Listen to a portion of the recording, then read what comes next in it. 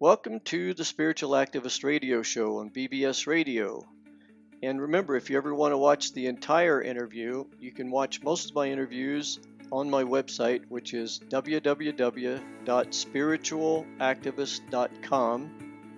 And you can also make a donation there if you care to make a donation, because this is a community-sponsored and supported radio show. Today we're going to be interviewing John Anthony West. And for those of you who aren't familiar who he is, he was basically the person responsible on showing that the pyramids and the Sphinx and the whole Giza Plateau is much, much, much older than we ever thought possible.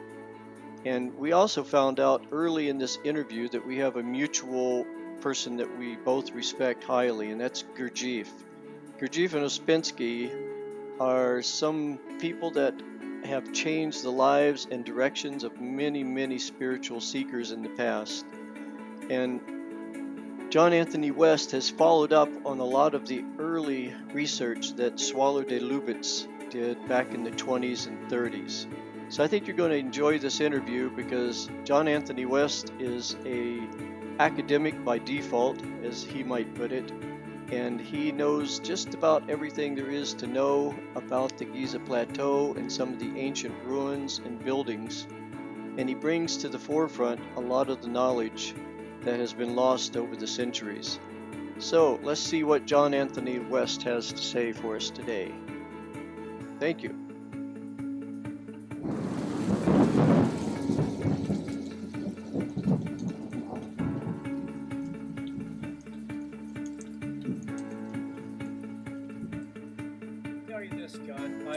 I have a whole lot of respect for your work, your research, and I guess your tenacity too.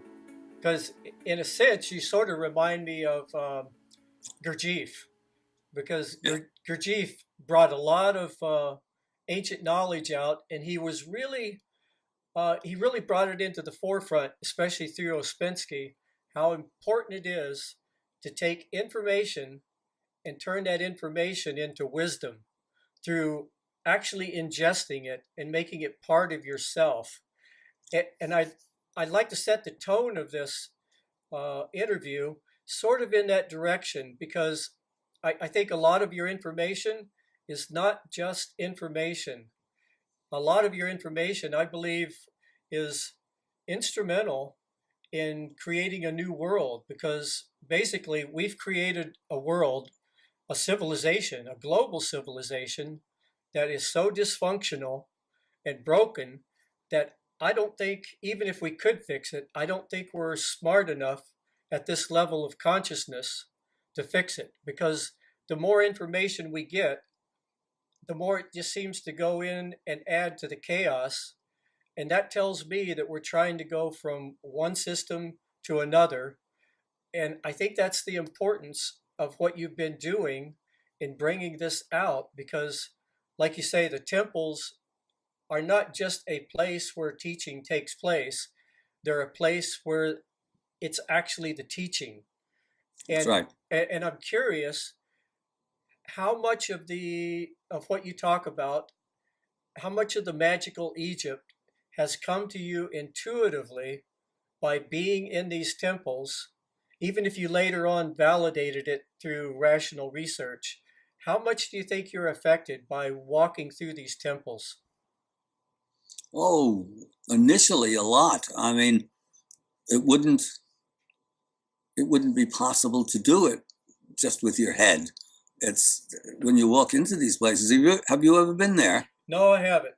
I'd sure like to. Well, when you go there, I mean, Goethe, somewhere along the line, talked about architecture as frozen music, and that's not just metaphorically true, it's technically true.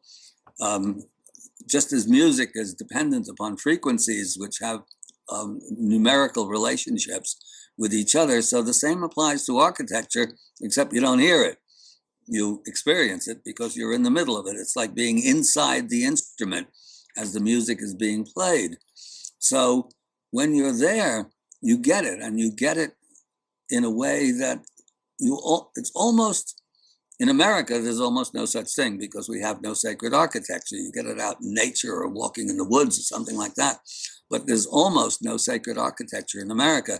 You get it in the Gothic cathedrals, you get it in the great mosques. I've never been to India, but I'm sure you get it there in the great Hindu temples there. So it's experiential. Are you, by the way, since you mentioned Gurdjieff and Ouspensky, are you in the Gurdjieff work? Oh yeah, matter of fact, most of the books in my background here are either Gurdjieff, Ouspensky, Maurice Nicole. Oh, right. Oh, Yeah. I see. Okay. Where are you in a group in England, here in California, or what? Well, I used to go to some groups down in Point Loma in San Diego, Mm-hmm. but most of my study has been by myself, reading, and a lot of it's been through, because let's face it, Gurdjieff was an amazing person, but it took me 3 months to get through Beelzebub's tales to his grandson. It was laborious, you know? So Ouspensky really articulated a lot of Gurdjieff's teachings in such a way that I've read all of his books too. Yes. Well, yeah, there's a difference. Yeah, Because with Gurdjieff makes you work. yeah, he And does. Ouspensky is brilliant. I mean, he really is. You couldn't have a better, let's say, expositor of the doctrine than Ouspensky. But reading Beelzebub is in itself work. Oh, yeah. He's forcing you. I mean, we could do 2 hours if we wanted to on Gurdjieff, but I mean, it's through Gurdjieff actually that, only because I was deeply involved in the Gurdjieff work for a couple of years already in England, when I was living in England at the time, that I was able to understand Schwaller de Lubitsch, who's impenetrable in a different way. He's not trying to be impenetrable as Gurdjieff is. It's just that his manner of explanation is extremely difficult, like many truly great original minds. Schwaller's not a great communicator. Right. It just sometimes comes with the territory. So he needs somebody who's somewhere in between. I'm good at that because I'm a writer by trade and a scholar by default.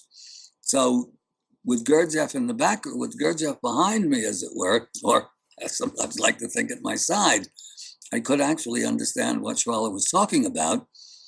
Those days it wasn't even translated, so I had to read it in my rudimentary French. And so it's only through Gurdjieff that I was able to do anything with that, with Schwaller, but they're basically talking the same language. Originally, I thought, turns out not to be true, since they were in Paris at the same time, that Schwaller was a Gurdjieff pupil, and at some point or another, Gurdjieff said, "Well, I'm just telling people these things, but you go off there and prove it." It wasn't the case at all, actually. I'm sure they didn't know each other, which is hard to imagine because Gurdjieff was a real presence in Paris when he was there. I mean, he was tremendously notorious, especially at the Fontainebleau place and all that. Yeah, exactly. Quite anyhow, so it was through Gurdjieff that I was able to penetrate Schwaller, and then yes, I completely agree with you that I mean, I would hesitate even to use the word civilization for what we're living in now. It's shiny barbarism. It's not fixable because it's a catastrophe from the beginning. Philosophically and spiritually, it's dead. It's worse than dead. It's infected and malignant. There is no fixing it, and it can't be repaired because it's a disaster to begin with. The whole notion of rationalism, right? Nor should it be. Nor should it be. No, that would be a terrible thing. How can you have? I mean, I think you could take a 7-year-old with a calculator and tell them, okay, we're going to develop a civilization with a financial institution that's based on infinite growth. If it doesn't stop growing at any point, it'll collapse. And we're going to install it on a planet with finite resources. That's right. I don't even think they would have to add it up. They just tell you, no, I don't think that'll work. But this is what we've done on this planet. That's right. Or this is what some of us have done on the planet, and Right. a lot of others have allowed it to happen because they don't know any better. So Yeah. anyway, And another thing that it was through Gurdjieff that took me to India, and I met a spiritual teacher named Osho. And oh yeah, Osho, I've heard. yeah, Osho is like this. He's a demolition guy. He wasn't here to develop a institution or a following. He told everybody, I don't want any followers, but he was totally out to dismantle organized religions. And that whole movement from Gurdjieff has been so strong in our civilization, and very few people even know of Gurdjieff. It's strange. Well, actually, it depends what you mean by a few. Relatively speaking, yes. Was Osho Rajneesh? Yeah, Bhagwan Sri Osho's Rajneesh. Rajneesh, right. Well, very, very similar in outlook, as it were. But Gurdjieff, I think Gurdjieff had a plan, and actually Osho. Did you work with Osho? Did you study with him? Not personally. I just went to the ashram. I was there, and I've been to all of the temples and stuff like Tiwanaku, Chichen Itza, and Machu Picchu, and some of the Aztec ruins through South America. But I've never been to Egypt. But in India, I just spent about 4 or 5 months there at the ashram, just learning how to meditate. Because if you don't embody information, it's just going to stay in your head, and you don't incorporate it. And like Gurdjieff talks about, you have to bring it down and complete that whole octave of assimilating information before it does you any good. Yeah, exactly. If it's not, to put it bluntly, if it's not a discipline, it's worthless. Yeah. It doesn't even matter if it's brilliant. It's still worthless. It has to be practiced. And of course, this is what's gone wrong with the world. Religion is something that you do. If all you do is believe and try to force other people to believe what you believe, the whole thing is doomed, and it is doomed. Yeah, I wrote a book on beliefs, and the book is about the danger of beliefs as a limiting factor in your neurology. I interviewed neuroscientists and biologists on this, and there's a lot of science behind the fact that if you have a belief and you hold on to that belief and it's irrational, it actually filters out other information. And it's sort of similar, like if I was going to listen to you today and only take your information in on a mental level, it would be like a photograph. But if I don't really ingest it and bring it in, it's the difference between going to a restaurant and reading the menu or going to a restaurant and eating the food. That's right. Yeah, you have to embody it. But yeah, the practice is in a sense, is the only thing that counts. And nobody understands anything about a practice anymore, unless you happen to be a professional ball player or a violinist or something of the sort. That kind of discipline, the inner discipline particularly, which is, there's no MVP of the spiritual discipline, as it were. So there's no way to judge. But without that, everything is useless. And one of the frustrating things, I think Gurdjieff himself was, I believe, frustrated at the end of his life that he found so few people who were actually willing to work. Right.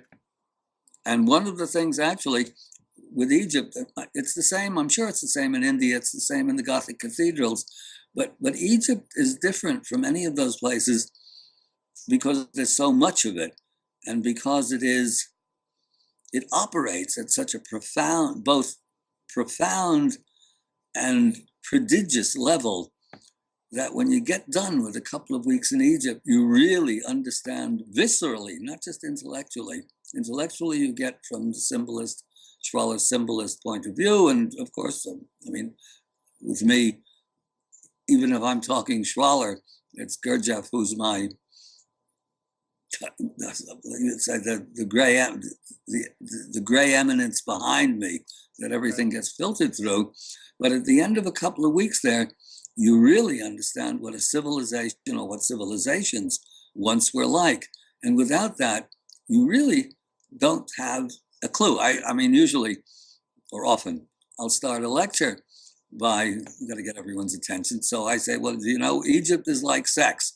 And then all of a sudden you mention the magical 3-letter word. And then I explain that you can read all about it, and that's sort of interesting. And you can look at pictures, and that's graphic and pretty interesting as well. But until you've experienced it, you don't understand anything at all, nothing. And so Egypt is like that. You can read all about it, and you can read my books and things of that nature. And you can look at pictures and beautiful documentaries and so on. But when you're in the middle of it, it has this visceral sense. And since we're talking about Gurdjieff, we know the language. In Egypt, it's unlikely that you go there, at least you don't go there with me, unless you've developed to a certain extent a magnetic center. But when you spend a couple of weeks there, that magnetic center gets very magnetic. People come back out of a trip with a new understanding of what once was. And of course, in a way, it's frustrating because, again, one of the terrible things about Gurdjieff is that once you understand that everyone is asleep, including yourself, the problem of changing anything becomes so gigantic, because once you're involved in it, you see how difficult it is to change yourself. And it's so difficult to change yourself in any substantive way, then how is anybody going to change anybody who doesn't already recognize that it has to be changed, and that changing it is a matter of really quite brutal inner discipline, which Gurdjieff himself was a master at applying. I think I like one of Gurdjieff's analogies where he talks about being in prison like being asleep. And the first step is to realize you're in prison. Right. If you don't realize that, you're walking around feeling free, but you're not. And the second step is to find somebody outside of the prison that, once you escape, can help you stay outside the prison. Because the first moments of awakening are precarious. Like early of a morning when we're waking up from a dead sleep, it's tempting to go back to sleep. Yes, exactly. Actually, it's funny. I think that analogy, that image, comes from Ouspensky, and actually, it's if I remember it correctly, you can't get out. Actually, the first thing is that you recognize you're in prison, but then you have to find somebody who can tell you to get out, who can teach you how to get out, because you can't get out. You can't get out by yourself. And weirdly enough, when I was living in Spain, when I came across the Gurdjieff work, or when somebody put me in touch with the Gurdjieff work, and I was immediately, smitten, bitten by it. And I had a very good friend there, who was an excellent novelist, a Dutch novelist, and he was writing a novel. He was quite well known back in Holland, and he was writing a novel on exactly this theme of a prison where people didn't know they were in prison, and the music was playing beautifully all along. And I was helping him translate this novel, and as we were working on it, I came across that image, which he didn't know about.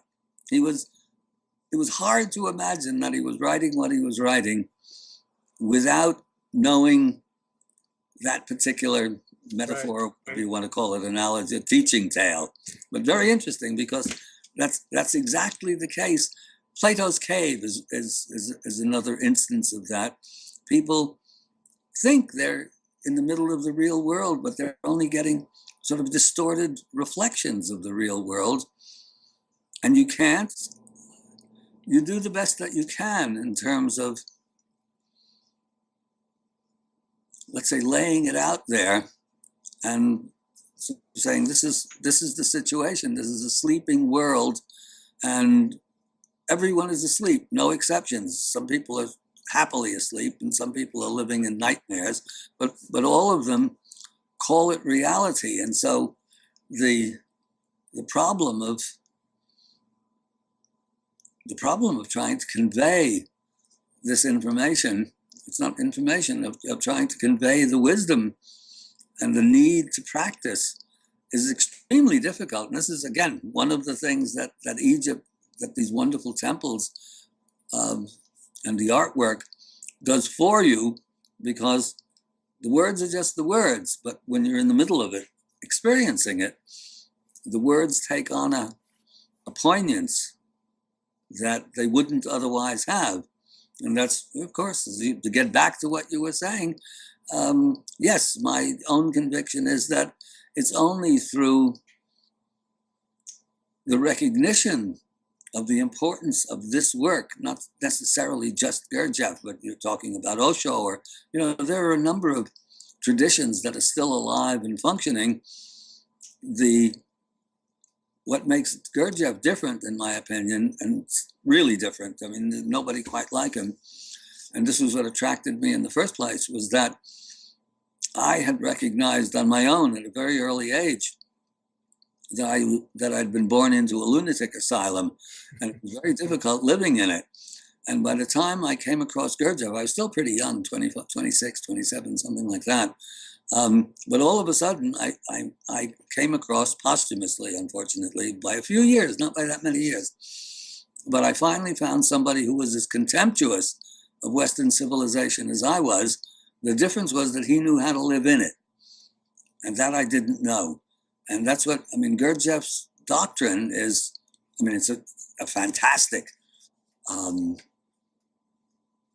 synthesis of everything that was ever worth knowing in the whole wide world. Over successive generations, told in a way that's always got you on your toes. You never know when he's pulling your leg. You never know when he's got an ulterior motive. You never know when he's deliberately misleading you. You never know, which is, I think, part of the fun of it. Which is actually at the basis of a lot of esoteric Sufi teaching. Right. Well, that's right. Gurdjieff took more from Sufism than he did from, as far as I can see, from any of the other disciplines. But from my personal point of view, was that he had a system, a discipline that was designed for the lunatic asylum. None of the other disciplines are designed for the lunatic asylum. Some of them recognize that it's an asylum, but they take you away to an ashram or a monastery or a mosque, a training center, in order to escape the system long enough to at least acquire some level of self-discipline. But with Gurdjieff, no, you're thrown to the wolves. You got to do it exactly in the middle of where you are. Yeah, basically, I think traditional psychiatry and psychology, all they do is they take you back to your cell and rearrange your furniture to where you feel a little more comfortable and like you've done something, but you're still in jail. Yeah, well, that exactly. In other words, the psychiatry, I always used to say about Ralph Nader with his consumer stuff, that he was the guy who was trying to make the locks work better. Yep. And that's what psychiatry, most psychiatry and stuff is an attempt to make you happier in your jail cell. And that's not the objective at all. Gurdjieff's whole objective was to make you even more uncomfortable than you were already. Yep. But let's face it, Gurdjieff is not for everyone. And it takes, somewhere along the line, he says, you have to be a good egoist before you can be a good altruist. You have to, and I had a teacher, in the guy who led our group when I was in London was a man named Sam Copley, who was a student of Maurice Nicoll. And I remember once, he was a good guy, and somebody in our little group wanted to introduce a friend who was deep in psychiatry, of some kind of psychiatric treatment or another. And Sam said to him, no. He said, this isn't for him. Our job is to bring the subnormal up to normal, not the subnormal up to subnormal. Right, right, So, right. So in order for it to be effective or to be valuable, really, it's pretty destructive. In fact, if you're not ready for it, it's hot, and really anything that's worthwhile is dangerous. Yep. Gurdjieff is dangerous. And I think that's why a lot of people don't do the work, because when you say, I want to wake up, the I that's saying that probably isn't going to be there when you wake up. Yeah, that's right. Exactly. So. Yes. Actually, it's funny because we have a good little group here, actually, where I live in near Woodstock, and it's a solid group with a young but a very, very good man running it, and we talk about these things. And if you're into this sort of thing, and you obviously are, you collect stories that are applicable to your own quest. Everyone collects their own stories. And one that always attracted me was a Zen story of a pupil, a young student who goes to a Zen master and says he wants to be his pupil. And the Zen master says, well, what is it that you want? And the student says, I want the truth. You know this one? And where he takes him down to the river. To the river, exactly. Yeah. And pushes his head under the water and until he almost drowns. And when he pulls him back up and the kid gets his breath back, he said, what did you want when I had your head under the water? And the kid says, air. And the master says, when you want the truth as much as you wanted air, come back to me. That's so true. It is like that. And anyway, so we've strayed from Egypt, but since it's Gurdjieff and you're a Gurdjieff aficionado or whatever, Gurdjieffian. Well, let's get applicable. Let's get back to ancient civilizations, if you want. Sure. One of the things is, let's say, I think you and I have a difference of opinion on ancient aliens. So yes. I've sort of suspended that thought and my belief in that, because I'm talking to a person, you, that has so much more evidence and information. And I'm curious to see how it is that, because let's face it, we have to explain why and how civilizations have come about and dramatically have collapsed, seemingly time after time. And there's only a few things that I think could cause that. One would be asteroids. Another would be if advanced species did help us build it and left and we couldn't maintain it anymore. But I think where you and I might have common ground is in the procession of going to sleep and waking up collectively. Am I correct? Well, partly, actually. See, I don't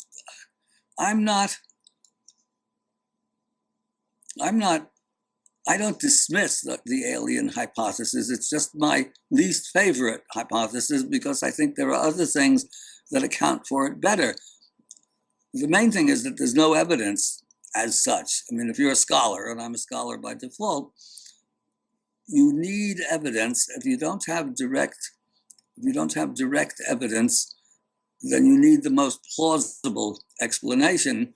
And to my mind, basically the yuga, the Hindu doctrine of the yugas, which Plato shares as well with his Golden Age, Silver Age, Bronze Age, and Iron Age, is as good as anything, which is an analogous, let's say, to the seasons of the year, as above, so below, and so on. And so what applies to the annual cycle, at least in theory, could apply to the processional cycle. So just as you're saying somebody has to wake up at some point or another, well, sometimes it's easier to wake up. If you want to grow roses in June, it's a snap. You just have to go outside and clip them a little bit and put on some bug spray or whatever it is that you do. If you want to grow roses in January, this is a big deal. You have to have special conditions that you have to set up, and you have to really want to grow the roses. And to me, that ebb and flow of civilizations is is a perfectly natural cycle. And I mean, this is part of particularly of the Hindu doctrine, where they assign all of these completely extraordinary ages. What is it? 432,000 years is a yuga, and the next one is double that, and the next one is double that again. Well, let's say the archaeological record won't support those kinds of datings. But are you familiar with what's his name, Yogananda's teacher? Paramahansa, Yogananda's teacher? No, it's not that name. Book called The Holy Science, a little book that says that the yugas should be contained within the precessional cycle, the 26,000 year cycle, which is at least manageable. But to me, that's a very plausible scenario to a certain extent, backed up by what we know of history, which after all only goes back in terms of real history to about 4,000 BC. But even from that time on, for example, in Egypt, you can see that it's forgetting even the Sphinx theory, and that it's much, much older than the Egyptologists think, that it's at its height as it's at its beginning, and it gradually declines until finally it's Ptolemaic Egypt, and then the Romans come in, and then that's the end of it. And then Coptic Christianity rises out of Egypt, but I like to call Christianity at its best remedial Egypt. It's Egypt for dummies without the science. The science was there to begin with, and this is demonstrable. This you can prove. It doesn't have to come from aliens. I just think it comes from people who, at certain times, were far more both sensitive and intelligent than ourselves, and who acquired this knowledge directly. And now there's plenty of evidence, a lot of books in the last few years by very smart guys demonstrating that the cutting edge of our quantum mechanics and nuclear science and all of that, our cutting edge cosmology is mirrored by the ancients, not mirrored, is expressed by the ancients very precisely, but it's expressed in myth and symbol rather than in mathematical formula that you have to be a mathematician to understand. The myths and the symbols, you also have to have a certain kind of understanding to, let's say, to intellectually understand what they're about, but from the emotional level, you don't have to. You just get it because the stories are so powerful that something inside, something innate understands that. And you don't need aliens for that. Right. As I said, I don't dismiss it. And I really do believe, because I'm fairly well up on this, that the UFO phenomenon is very, very real. It doesn't mean that we needed aliens to build the pyramids or carve the Sphinx. So, as I said, it's my least favorite of the four possibilities. And we talk about this actually when we're outside the Sphinx on my trips, staring at these extraordinary temples, not just the Sphinx itself, which is pretty amazing, but the temples next to it, which don't get much press. And they're not huge temples like Karnak and Luxor. They're solid structures, but what's remarkable about them is that they're built of these gigantic blocks of stone that weigh upwards of 100 tons and even more, slotted into place like pieces of a jigsaw puzzle. We couldn't do it today without going into a long song and dance about it. Probably we can fly to the moon, so if we had to, we wanted to, we could figure out a way to build these temples. But as it stands now, we couldn't do it. So when we're standing out there looking at these amazing blocks the size of this room, well, not quite as big as this room, small room, but not that small. I try to break down the problem. I mean, what could be responsible for this? According to the academics, who I like to call the quackademics, there's only one possible explanation. Lots of people being very intelligently using a very primitive technology. And so when you look at these things, particularly get into the pyramids and you look at the King's Chamber and these enormous blocks that are up 20 stories high, how the hell did they do this? But by analogy, I say, well, maybe so, maybe not. If you put a violin in my hands, I will prove to you in about 10 minutes that you can't get any music out of this device. But you give it to a violinist who studied a whole lifetime, and you see exquisite music coming from it. So it's not impossible that the ancients simply were masters of a primitive technology and could do by hand what we can't do with machinery. That's one possibility. Second possibility, this is one sort of what Chris Dunn talks about. You know Christopher Dunn, the Giza power plant? Good guy, Chris. But I think he's wrong about his ancient technology. And he says they could not have done what they did without a truly sophisticated, advanced technology from our point of view. The problem with that is that there's no evidence for it. And our kind of technology requires a tremendously complex supportive infrastructure and a development. I mean, you can't have, I don't know if you know this, there's some hieroglyphs that look like a helicopter, and a bunch of New Age loonies think that this is a helicopter. Well, and it looked like particularly a Russian 1950s helicopter. Well, why should there be only one such hieroglyph? And if there were a helicopter, this requires a tremendous support system of an advanced metallurgy and advanced mining techniques and advanced manufacturing techniques, to say nothing of the aerodynamics involved and so on. And there's nothing of this, not a bit, none. Again, playing my own devil's advocate, let's say 10,000 years from now, people discover a computer and they're using something, they get power from some other source. They don't understand what this thing is. They think it's a religious device. There's no way for them to know unless they have some sort of a technology like that you can put the whole Library of Congress on the side, on a hard disk inside this computer, which has no moving parts or hardly any. And so it's not impossible that some of the things that we think are religious symbols were actually technology. Not impossible, but I'm not too fond of that one either. Third possibility is that it's a soft technology of some sort. In other words, it's a technology of consciousness. That's the one I actually like, because Tibetan lamas can do things that look impossible. Really advanced martial arts masters can do things that are impossible. Plenty of instances of people in extreme conditions. A woman gets her kid run over with a car and picks up the car and moves it off the kid. We have these capacities within us under certain conditions.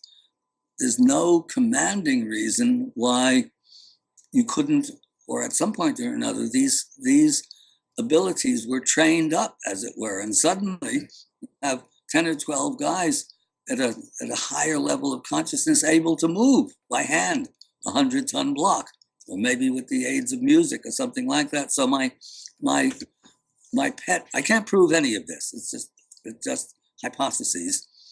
But my favorite scenario is that it's some combination of 1 and 3, a genius application of primitive or simple technology performed by people at a higher level of consciousness than ourselves.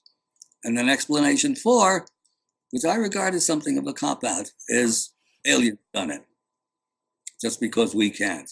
I'm much more inclined to think, and there are lots of reasons to think that there were people capable of all sorts of things that we can't do. How familiar are you with the Turkish site, Gobekli Tepe?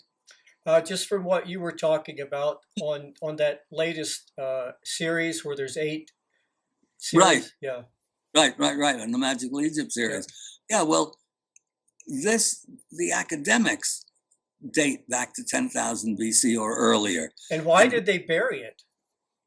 That's a big mystery. Nobody knows why they buried it.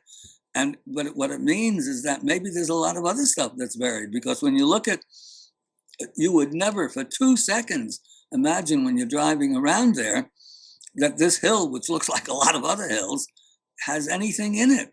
So we have all sorts of hypotheses, Robert Schoch and myself, as to why they buried it. I mean, we're not sure. We don't know either.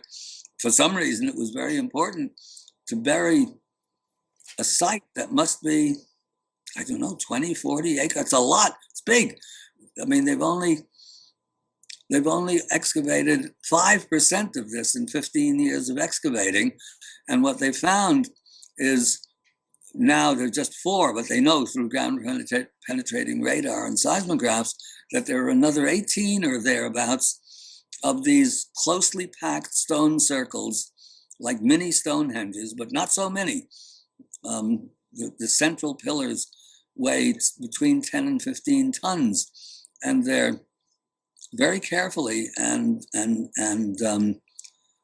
precisely dressed and carved in high relief, which means that the surface of the stone has been cut away in order to free the figures that come, as it were, leaping out of the stone. Well, that's 10 times as much work as it is to cut into the stone. And meanwhile, there are no tools. Nobody's found any tools there. So it's assumed that they've done this with flint, but they've not found flint tools either. So this is a gigantic mystery. Schoch and I think that the reliefs, that the stone circles are there because it's astronomical, astrological, cosmological in some sense or another, but we don't know either. All we know is that it's extremely sophisticated, and nobody, including the quackademics, who would love to dispute that dating, are disputing the dating, because Klaus Schmidt, the German archaeologist who's in charge, is a very meticulous worker and not at all alternative-minded or anything like that, but he's careful. And I mean, he's not particularly happy with the astronomical, certainly not the astrological side of things, because he doesn't want to believe, or I won't say that makes it sound as though he's negative about it. It just, he doesn't want to entertain the possibility that there's really a high science behind this. Yeah, I think some of the problem with that is we have this biasness for advanced technology being really mechanistic. That's right. And I think that comes from the age that we've come through, exactly. looking at the nuts and bolts. But who knows, advanced technology might be something totally, excuse the word, but alien to what we have right now, because it would be psychotronic devices, and it would be things that we can't even imagine at this point. Not even necessarily devices, but the ability to work with material in a way that we can't do. Look, there's a good friend of mine who died recently, who was the head of the Fortean Society here. You know about the Fortean Society? No, I don't. Oh, Charles Fort was an amazing guy who died in the 30s. Yeah. I got one of his books, big fat book. Yeah. Book. Yeah, he's an extraordinary guy. Anyway, Phyllis, his good friend who died recently, who was the head of the society. There is a Fortean Society, and there's a livelier one in England, following the lead of Fort, who spent his whole life, he had a little bit of private income, enough so that he didn't need a day job, and he spent his whole life combing through the journals. Now it would be easy because you do it on the internet, but combing through the scientific journals and the mainstream journals, looking for stuff that science couldn't explain and rubbing their noses in it. It was great. Yeah. Anyway, Phyllis was a good friend, and I used to lecture once a year or so at the society.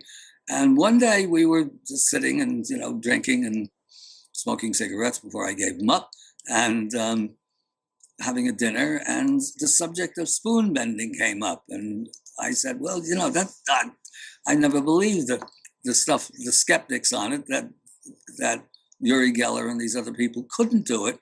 And she said, of course you could do it. She said, I can do it.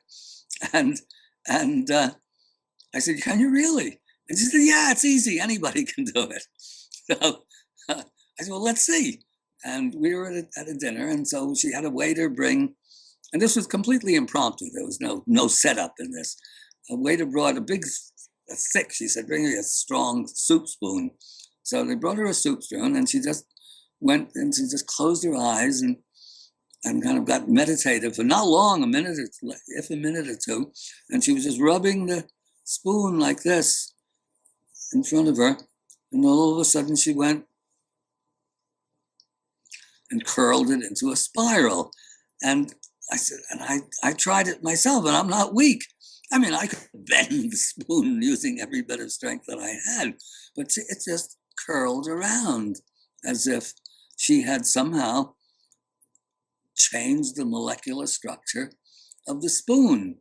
Well, if my good friend can do that, right, who knows what people who had the training could do. So maybe a lot of these things, they were able to counteract the effects of gravity, which maybe are not fixed in stone, as it were, but are manipulatable by conscious effort. Well, this is one of the reasons why I say why I'm much more attracted by the hypothesis that very advanced, truly civilized people could do these things without needing them to come down from outer space. Well, I know I don't need to tell you to keep an open mind, because I know you have. I said it's my fourth possibility, but it's my least favorite one. Well, I have to admit, the danger of the alien intervention hypothesis is it would tend to keep you from doing further research. Well, Yeah. it will. Yeah. You're basically giving up, and then it takes the question away. How'd they get so smart? Well, it's sort of like saying God created everything. Okay, now, well, that's in a way it is like that. Yeah, except again, God created everything. If you define your terms carefully enough, you could say that that's true. It's just gone in disfavor because of the way, of the people who take that as a given, that there's somebody up there looking like a Michelangelo figure out of the Sistine Sistine Chapel, who says, well, what are we going to do today? I think I'll create mosquitoes. No, it can't be like that. And it doesn't work, because people like you and I, we say, well, okay, who created God? Yes, exactly. Then you're going down that rabbit hole. So where do you think we are today, John, in reference to December 2012? Do you think there's anything to that? Could be. Yeah. Hey, who knows? But again, you don't know. Nobody knows how to interpret the dates. Seem to be formal, although there are some people who argue and say that they're misinterpreting the dates, and it's not supposed to be December 20th, 2012. It's supposed to be something next year, but that it's a date. Yeah. That it's a formal date seems to be the case. But thereafter, since the Mayans don't say, well, this is the day that Walmart's is going to explode, and and there's not going to be any more Twinkies anywhere in the world. Since they don't say that, it's open to interpretation. My own sense of it is that, and it's a sense that's been with me ever since I realized I was in a lunatic asylum, was that the whole thing is going under. I'm surprised, quite frankly, that it hasn't gone under well before this. But things kept coming along to rescue it, the digital revolution and the computers and all the rest of the stuff, so that it's lurched along up to this point. But I don't know, do you know who Gerald Celente is? No, I don't. Oh, he's a trends analyst, very interesting guy, good friend. And he puts out something called the Trends Journal. We co-wrote a book together in the, now out of print, but we're going to put it back into print, it came out in 96, called Trends 2000. And he's got a genius for getting things right. And as I said, I co-write the Trends Journal with him. And if there were no such thing as a Mayan prophecy, just studying the data that we study and watching what's going on in front of our noses would tell us that around now is crunch time. My sense of it is that it cannot go on a lot longer without something pretty drastic happening.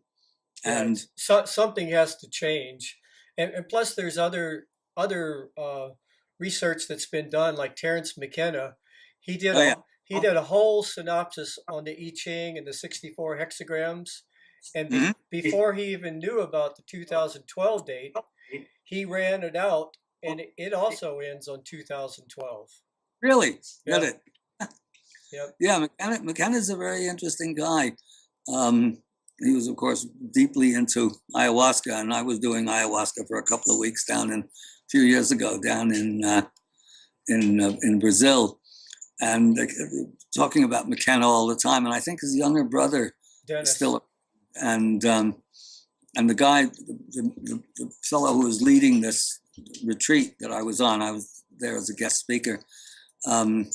Was a very, very brilliant guy. And the thing about McKenna, I've read a certain amount of McKenna, but I couldn't understand how anybody could put that much time and was that intelligent going through all of these experiences who remained a Darwinian evolutionist. Yeah, yeah. There's a couple of A strange real things about it. disconnect. A real disconnect there that he wasn't thinking it through. You know, Actually, my wife so, is from Brazil, and yes? yeah, when we were down there when we first met, we did ayahuasca once a week Oh, for yeah. 3 or 4 months, Uh-huh. But it opened up some inner doors. But again, it's if you don't do the work, it's like if you came to me and you're hungry and I just show you a picture of food, it's not going to do any good. You have to learn how to incorporate that into your being. But Exactly. it made me really take note of the importance and the validity of the possibility of dimethyltryptamine, DMT, being a spirit molecule, a gateway, a Mm. doorway. Oh, agreed. Of Absolutely. course, you have to be careful in this because you don't want to promote drugs, just because when people hear drugs, they think of street drugs and everything, but it's totally different than that. DMT seems to play a prominent role in a lot of researchers. I've talked to Fred Yes. Allen Wolf, Graham Hancock, Yeah. and they all give a lot of credence to this. What do you think about that? Oh, well, I think to use the image you just used, yes, it opens the door, but you have to then walk through the door. And nobody can do that for you. Basically, you're looking at the food, but you Right. got to get in there and eat the food and actually cook the food and do all of that stuff. Yes, I mean, I know Graham very well. It was through him. And Fred Allen Wolf I met a couple of times. It was through Graham that I got this lecturing thing down in Brazil at this place called, very nice fellow running it called Luis Eduardo Luna, running this retreat where people were doing it, and I was doing lectures. I was doing it too, of course, and doing lectures for the group of very interested and intelligent people who were Egypt fit into all of this very neatly. But yes, I think actually Graham thinks that it was the drugs, the hallucinogenic drugs, that made our sophisticated civilizations possible. I'm not so sure. I mean, I think it could be the other way around, that it was possible all along. And as things started degenerating, they needed the drugs in order to do what they could otherwise do anyhow. Well, Since I've often wondered that, like in the Bible, it says, on the day that you eat from this tree, the tree of knowledge, you'll know the Right. difference between. Sometimes I wonder if they're not talking about certain herbs and hallucinogenics, because if you were a tribal person that was living out in the desert and had never experienced any other consciousness except taking care of the sheep, and you all of a sudden did something like mushrooms or some hallucinogenic, it would definitely bring you up consciously to another level of perceiving reality where you would know a difference between good and evil, possibly. I don't know. I would explain. I would see that esoterically rather differently, because after all, actually, the ayahuasca reinforced in my mind the something that I entertained for quite a while, which was that the ancient people had capacities that we for the most part don't have anymore. And ayahuasca was a very good example, because, as you know, sure, right? It's two different, completely undistinguished looking plants, Right. that grow in the rainforest, where there are 90,000 plants of different sorts, and they grow nowhere close to each other. So in order to, and then they have to go through this very elaborate cooking process, in which they're pounded and they're boiled X number of times in a certain way.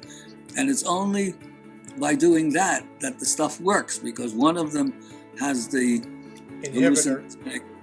One of them is the inhibitor, and one of them is the active agent.